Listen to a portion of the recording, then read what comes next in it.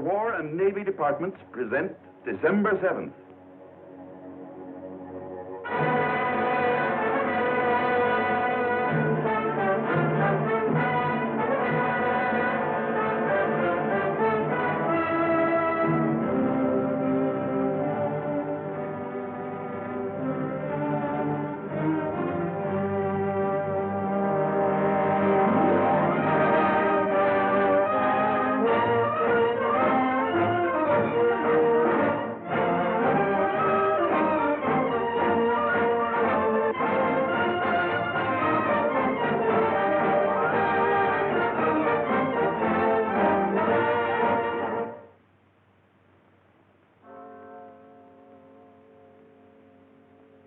Early Sunday morning on the island of Oahu.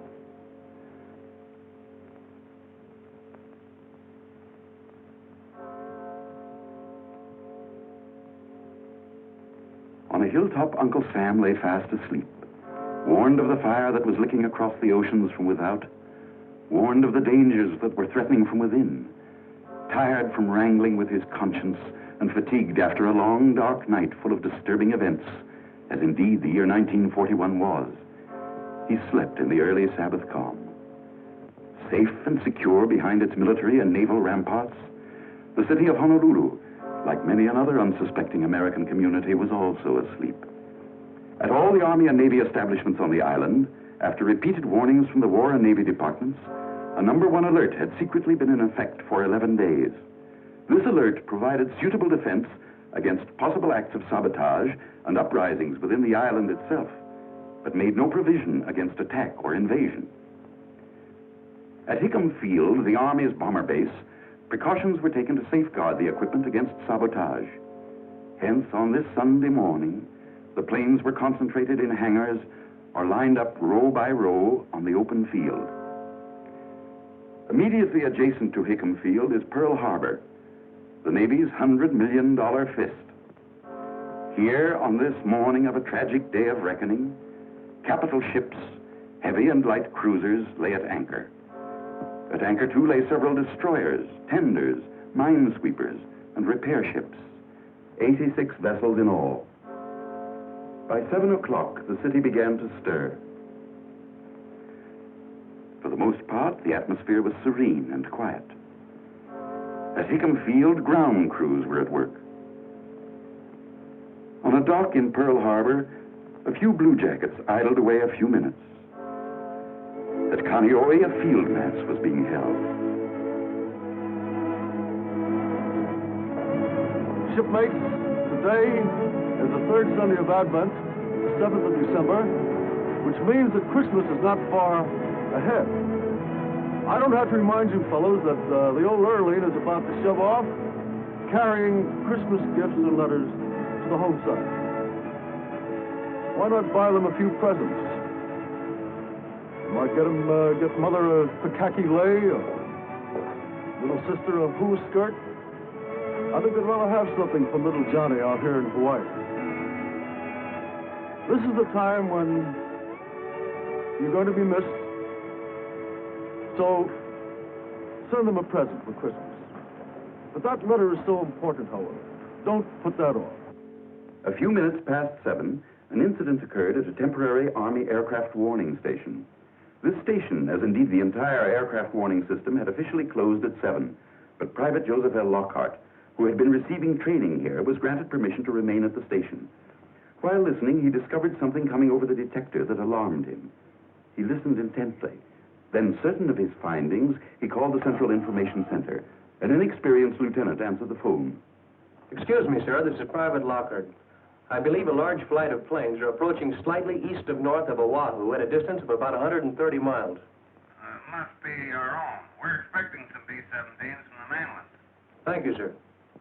This incident, where it acted upon, would have given our forces brief but precious time for defense action, and may have considerably affected the events of this fateful day. Regrettably, Private Lockhart's warning went unheeded. It was 7:50 a.m. by the clock on the Aloha Tower when the drone of planes was faintly heard.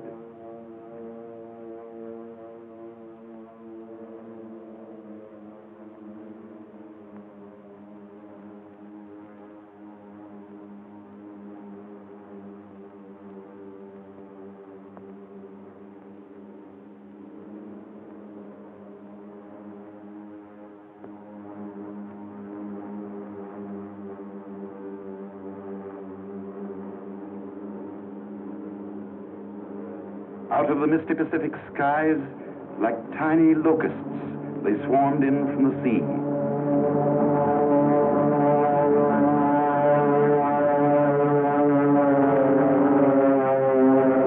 From the south.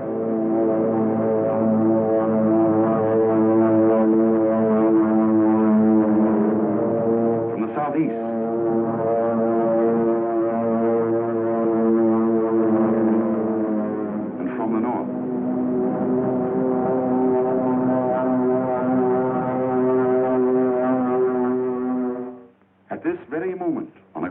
Sunday afternoon in Washington, Japan's smooth-talking, grinning envoys, Nomura and Kurusu, were blandly delivering to Mr. Hull a lengthy protestation of Japan's peace intentions. Yes, at this very deceitful moment, about 200 of Japan's messengers of death swooped in over our Pacific paradise. On they came, wave after wave, boldly, fearlessly. They had little to fear. They knew that our task forces were at sea, and they knew their disposition. They knew that no long-distance airplane reconnaissance, no inshore airplane patrol was being maintained. They knew from detailed maps they carried with them the exact location of vital airfields, hangars, and other structures. Each was given a specific objective, and straight toward that objective he came.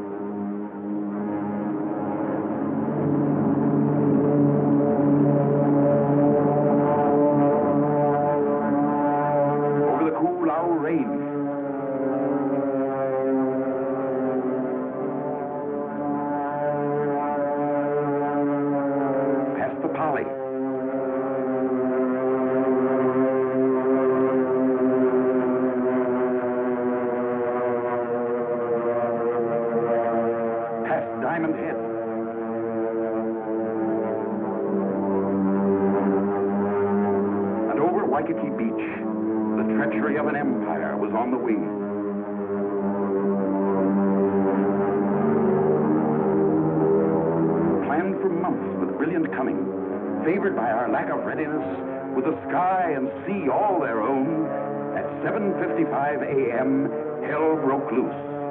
Man-made hell, made in Japan.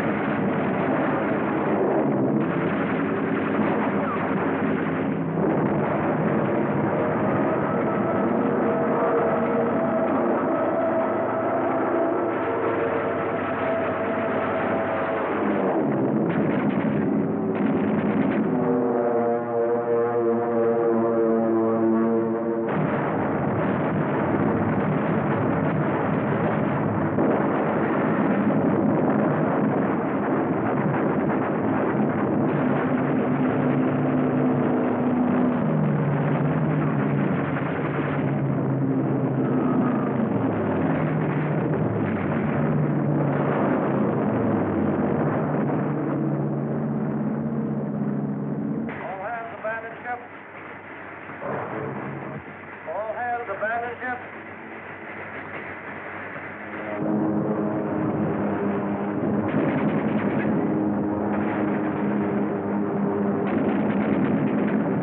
The ferocity of the attack momentarily subsided. In the city, the people, awakened by the bombardment, believed the Army and Navy were staging large-scale maneuvers. Scattered bombs, incendiaries, and machine gun fire had changed their minds.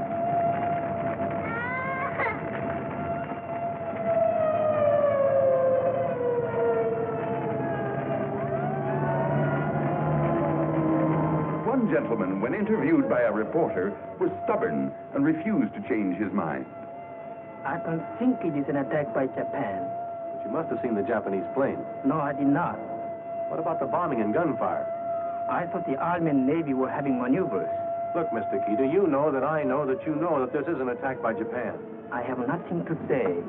And judging by the smoke pouring out of your chimney, there'll be nothing left to show. I have nothing to say. The second phase of the attack began.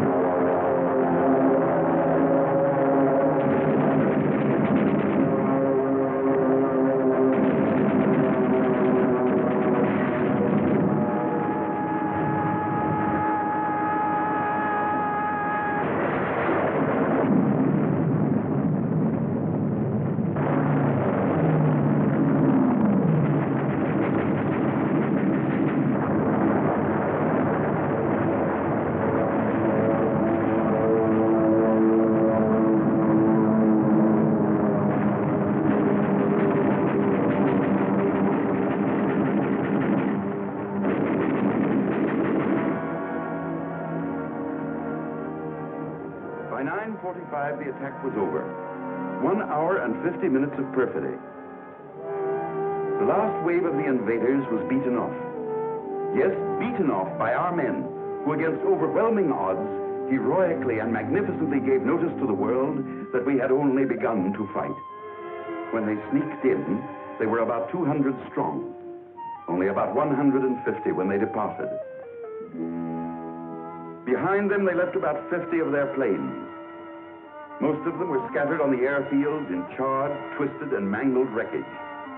A few had crashed into the sea and were washed up on the shore. Some were shot out of the sky and plunged headlong into the harbor. Grim telltale evidence that the list of dead Japs might have been larger and the list of our casualties smaller had we been sufficiently on the alert. These two-man submarines, 3 of which were accounted for, were especially built to operate in shallow waters, such as are found in and around Pearl Harbor. This piece of underwater perfidy won't be forgotten. Yes, this, as indeed the whole diabolical plan of the attack, was conceived and aimed toward achieving one objective, and one objective only: to catch us off guard, smash our fleet, cripple our standing as a sea power, and put us out of business, In this it failed. But tragic and terrible was the scene of destruction. Heartbreaking, the sight of ships built to fight and die proudly, now left burning in shallow graves. Painful and lamentable the scenes at Hickam, Wheeler, Kaneohe, with barracks, hangars, and equipment a mass of battered debris. Always, said President Roosevelt, always will our whole nation remember the character of the onslaught against us.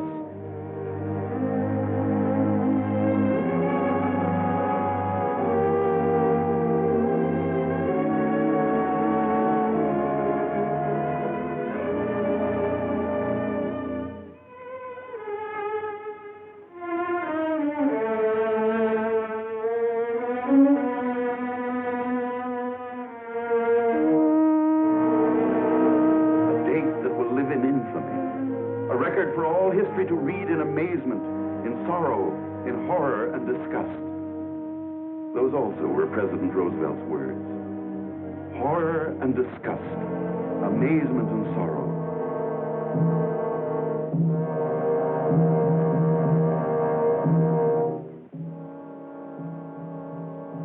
Sorrow, yes.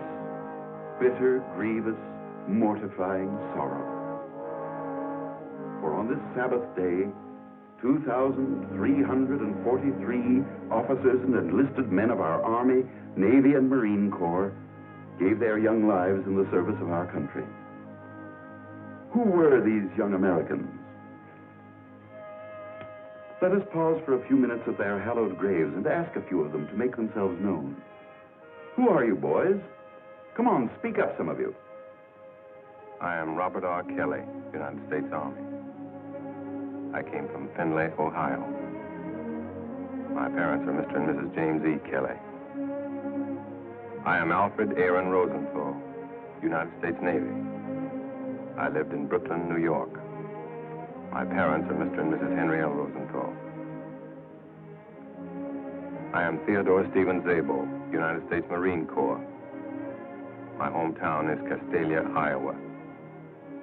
Those are my parents, Mr. and Mrs. Stephen Zabo. I am Moses Anderson Allen, United States Navy. I lived on a farm in Cove, North Carolina. My mother is Mrs. Abby Allen.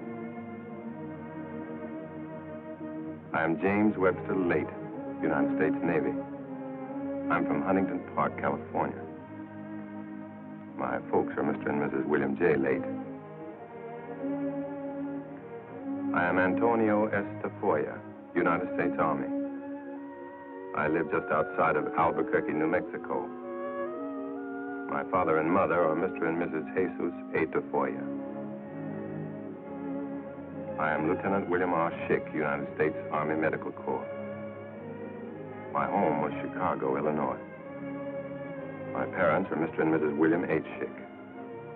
My wife's name is Lois. You have a baby now, Lieutenant. He was born 3 months after Pearl Harbor. He's named after you, Billy. And you may be pleased to know he was born on your birthday. Oh, that's swell. Thanks. But tell me one thing, Lieutenant. How does it happen that all of you sound and talk alike? We are all alike. We are all Americans.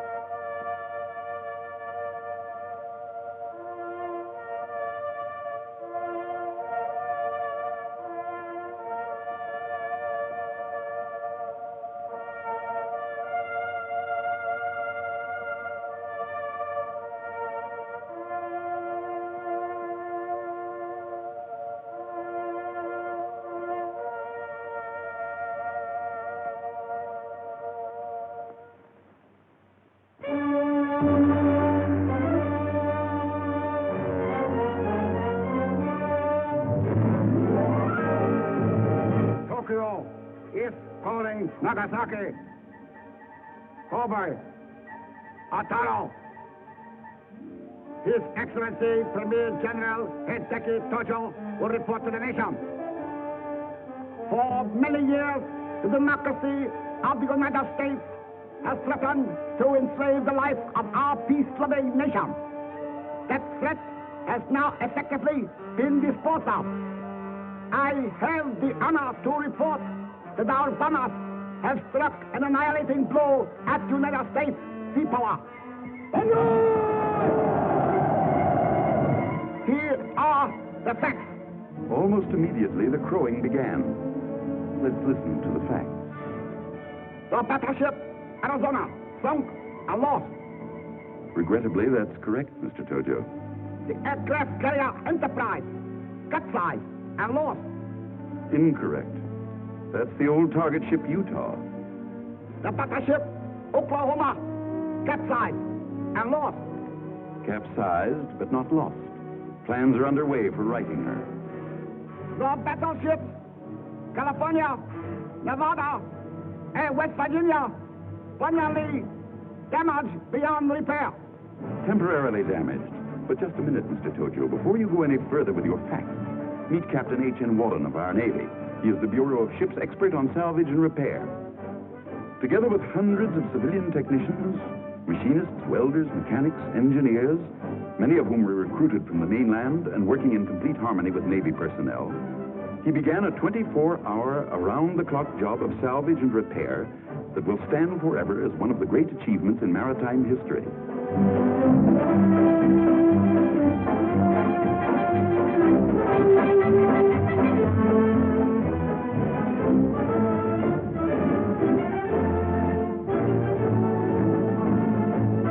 Above and below the water's surface, this epic of masterful engineering went on.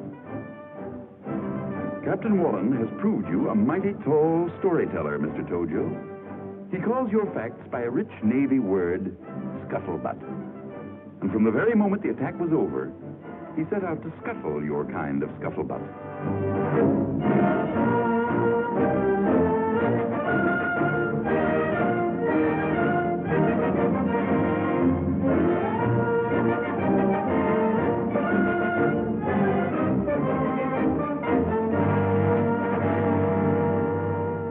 The 23-year-old California, known affectionately to our blue jackets as the prune barge, with her ugly wounds temporarily bound, was refloated and towed to dry dock.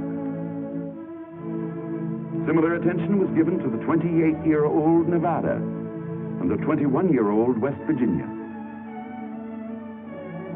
Here in dry dock, in record-breaking time, they were overhauled and improved from stem to stern, from hull to peak. Now, dressed in their up-to-the-minute fighting garb and raring to go, these mighty warriors and their proud crews stand out to sea. Godspeed.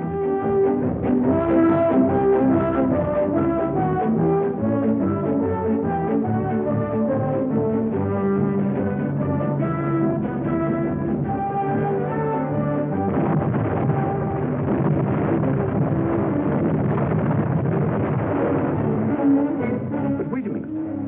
Who is this saucy little gal, Captain Wallen? By George, it looks like the... Yes, it is. The mine layer, Oglala. A 4,000-ton surprise package. Given up and reported as lost, this former Fall River Line passenger ship was righted and refloated. Taken to dry dock, this small, dauntless craft was refitted and repaired. Now, spankin' new, a symbol of the fighting spirit of our men who build and man our ships, this veteran of World War I again takes up her battle station. Godspeed, old girl.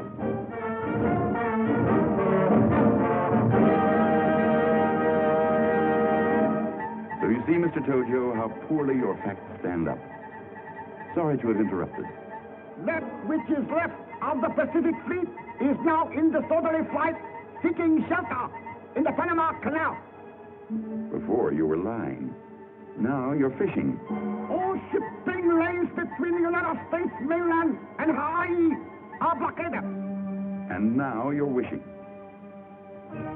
No phantom ships these, Mr. Tojo, but a huge convoy from the mainland. 36 ships, quite a number for blockade runners. And they're loaded to the gunwales with reinforcements and supplies. And here's a tip, Mr. Tojo. More of these convoys are on the way. Yes, convoy after convoy. Men in ever-increasing number. Supplies in ever-increasing quantity.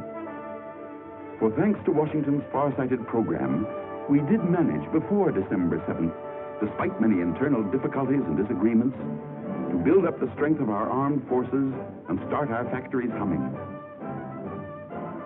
So that today, behind a heavy curtain of military censorship, Hawaii stands the greatest military and naval fortress in the world. Yes, virtually overnight, the island scene changed. War had come to America's tropical suburb, the Axis brand of war, a stab in the back Sunday morning. The din of the last bomb had barely faded when Governor Poindexter proclaimed martial law for the civilian population. Windows were taped in order to reduce the dangers from flying glass. Vital installations were camouflaged and protected by sandbags and barbed wire. Barbed wire, mountains of it, strung along every foot of Oahu's colorful coasts, strung across its highways, around its schools and its public buildings. Everywhere the earth was tunneled to provide shelter from shrapnel and strafing.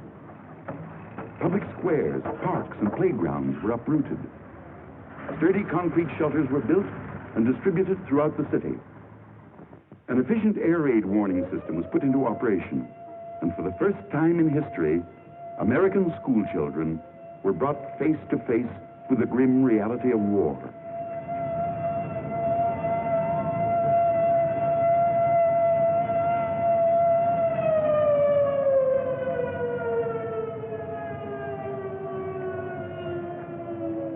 Even tiny little tots, confused and bewildered, were taught to march into zigzag trenches. How difficult to convey to them the why or wherefore of this strange game. Still more difficult to explain the need for these monstrous-looking things. But the fathers and mothers of Hawaii did. For this war is a war of survival, a people's war. Even a little people's war. Yes, your bombs, Mr. Tojo, brought many changes, and in no small measure served to further complicate the already complex life of the Japanese in Hawaii. As though to permanently erase their relationship with the homeland, they wiped out or removed every vestige of the written Japanese word. Closed are the language schools. Empty and boarded up the Shinto temples. Gone the flag of the rising sun. This young American Japanese gave the best illustration that over Hawaii, the rising sun had begun to set.